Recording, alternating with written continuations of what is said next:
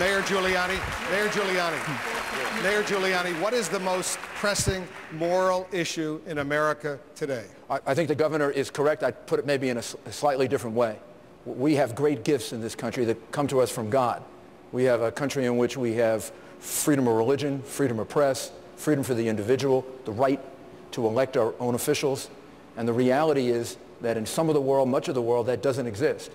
I think the challenge for our generation is going to be, are we able to share those gifts in an appropriate way with the rest of the world?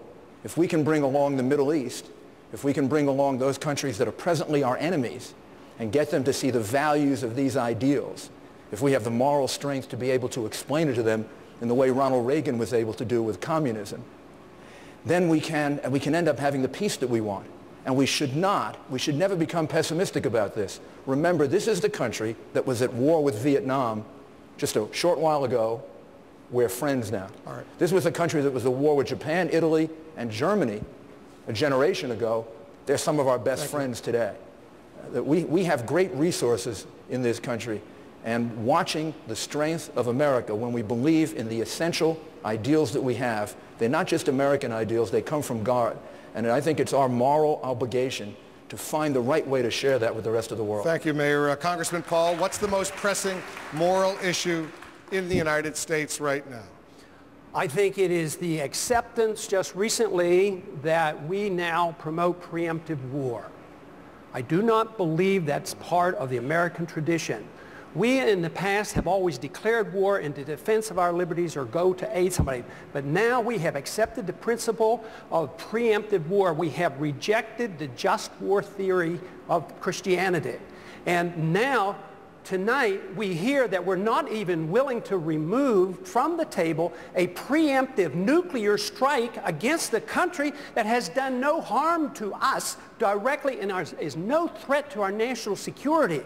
I mean, we have to come to our senses about this issue of war and preemption and go back to traditions and our Constitution and defend our liberties and defend our rights, but not to think that we can change the world by force of arms and to start wars. Thank you, Congressman. Senator Brownback really wants to weigh in as well. Well, that's not right. Thank you, and thank you for the question from a philosopher. I think it's the life issue, clearly, and I'm pro-life and I'm whole life. And one of the things I'm the proudest about our party about is that we've stood for life. We've been a party that has stood for a culture of life.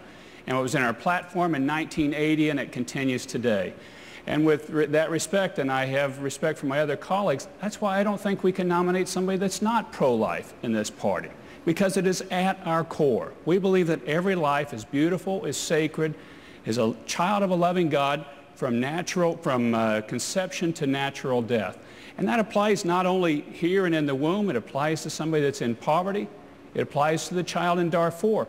And that philosophy, being pro-life and whole life, is something I think can really help move us forward as a country and as a party. Senator, if Rudy Giuliani got the Republican presidential nomination, would you be able to support him?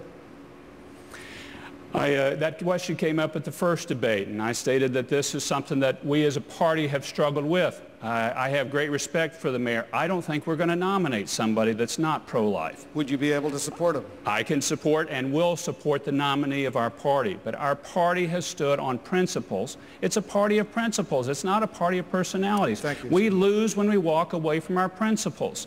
That's when we have trouble, and that's what the country wants us to do, is to stand for principles. Jennifer, go ahead. Next question tonight from Neil Capano. Neil, you are an airline agent. Yes, I am. You live in Manchester, New Hampshire.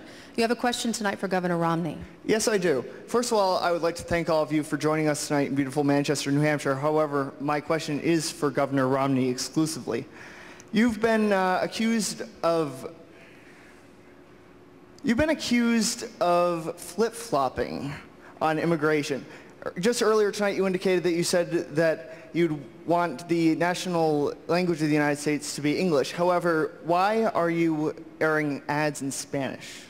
Governor, let me also add something on this. Your campaign also provides a Spanish-speaking version of your website with your son also speaking in Spanish.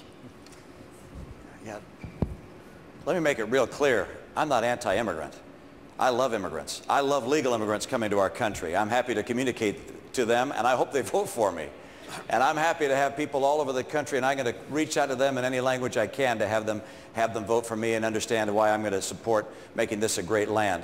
I'll tell you as well, I very firmly believe that we have to make sure that we enforce our borders, that we have an employment verification system, and that those people who've come here illegally do not get an advantage to become permanent residents. They do not get a special pathway. That's a mistake. That's a problem I have with the bill, the Kennedy-McCain bill. That's a mistake in my view.